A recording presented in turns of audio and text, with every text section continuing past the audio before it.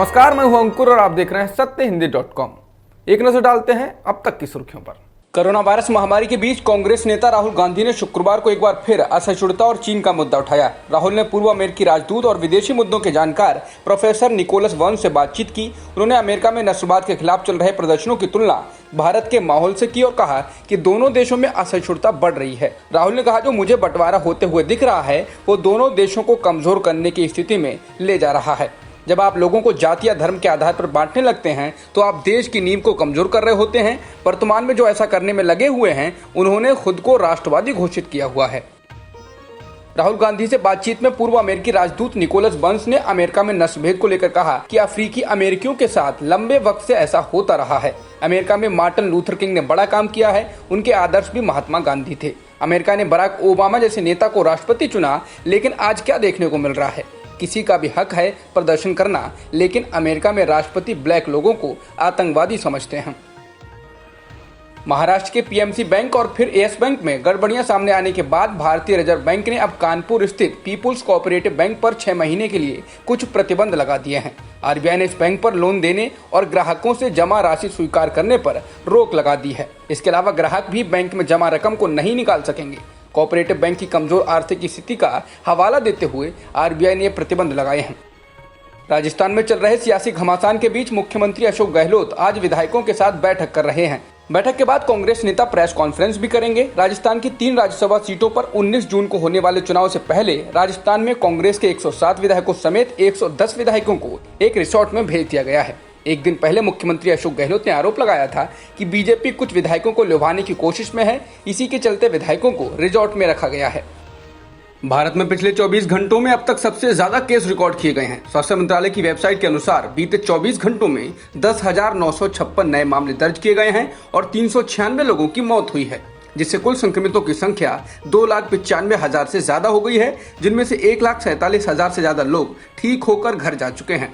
फिलहाल कुल मौतों का आंकड़ा 8,498 है और सक्रिय मामले 1,41,000 से ज्यादा हैं।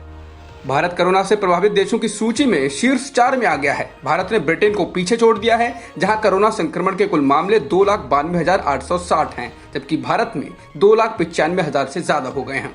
देश के 13 राज्यों के 69 जिलों में कोरोना वायरस से मरने वालों की दर देश की मृत्यु दर से ज्यादा है। इन जिलों में मृत्यु दर 5% है, जहां देश की मृत्यु दर का औसत 2.90% है। इसके अलावा कुल मौतों की 80% मौतें 5 राज्यों से हैं, जिनमें महाराष्ट्र, दिल्ली, गुजरात, पश्चिम बंगाल और मध्य प्रदेश शामिल है। दिल्ली के कस्तूरबा अस्पताल के रेजिडेंट डॉक्टर्स को 3 महीने से सैलरी नहीं मिली है। अब तक धैर्य से सैलरी का इंतजार कर रहे डॉक्टर्स ने सामूहिक इस्तीफे की धमकी दी है। उत्तरी दिल्ली नगर निगम द्वारा चलाए जाने वाले इस अस्पताल के डॉक्टर्स ने अस्पताल के प्रबंधन को एक पत्र लिखा है। इसमें उन्होंने कहा है कि अगर उनकी मांग नहीं मानी जाती है तो वे 16 जून को सामूहिक रूप से इस्तीफा दे देंगे। अस्पताल में लगभग 100 रेजिडेंट डॉक्टर्स हैं। सुप्रीम कोर्ट ने नोएडा के जिलाधिकारी को कड़ी फटकार लगाई है। दरअसल कोरोना संक्रमित के घर को सील करने के बजाय पूरे एरिया को सील करने के फैसले की सुप्रीम कोर्ट ने आलोचना की है। सुप्रीम कोर्ट ने कहा कि राष्ट्रीय स्तर पर जारी गाइडलाइंस से उलट किसी जिले के लिए अलग गाइडलाइंस नहीं हो सकती हैं। नोएडा डीएम फैसले पर विचार करें। सुप्रीम कोर्ट ने लॉकडाउन के दौरान कर्मचारियों को वेतन न दिए जाने के मामले में निजी कंपनियों पर कोई भी आदेश जारी नहीं किया है और सैलरी न दे पाने वाली निजी कंपनियों के खिलाफ कोई कड़ी कार्रवाई न करने की बात कही है। इसके साथ ही कोर्ट ने कहा कि कंपनियां और कर्मचारी आपस में बातचीत कर ये मामला सुलझाएं। लॉकडाउन के 54 दिनों का पूरा वेतन दिए जाने को लेकर सुप्रीम कोर्ट में याचिका दी गई थी। संयुक्त राष्ट्र ने शुक्रवार को कहा है कि कोरोना वायरस संक्रमण के कारण लाखों बच्चे बाल मजदूरी करने पर मजबूर हो सकते हैं। यूएन ने कहा कि बाल मजदूरी में पिछले 2 दशकों में सबसे ज्यादा बढ़ोतरी देखी जा सकती है। यूएन ने कहा कि महामारी के कारण परिवारों की कमाई पर बहुत बुरा असर पड़ा है। ऐसे में बिना कोई वित्तीय मदद के बच्चे काम करने पर मजबूर हो सकते हैं।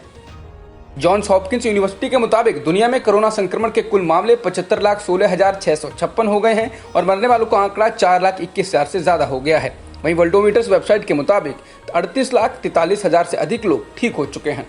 जॉन्स हॉपकिंस यूनिवर्सिटी के मुताबिक अमेरिका में कोरोना संक्रमित लोगों की संख्या 20 लाख को पार कर चुकी है, जबकि अब तक वहां 1,13,000 से ज्यादा लोगों की मौत हो चुकी है। अमेरिका ने इसी बुधवार से लॉकडाउन में ढील बरती है। ब्राजील में कोरोना वायरस से मरने वालों की संख्या 40,920 हो चुकी है। ब्राजील के नेशनल काउंसिल ऑफ हेल्थ के आंकड़ों के मुताबिक देश में कोरोना संक्रमित लोगों की संख्या 8 लाख से ज्यादा हो गई है। बीते 24 घंटे में ब्राजील में कोरोना से 1240 लोगों की मौत हुई है, जबकि इस दौरान 30,000 से ज्यादा नए मामले आए हैं। अब तक की खबरों में इतना ही। बाकी खबरों के लिए बने रहिए सत्यहिंदी.com के साथ।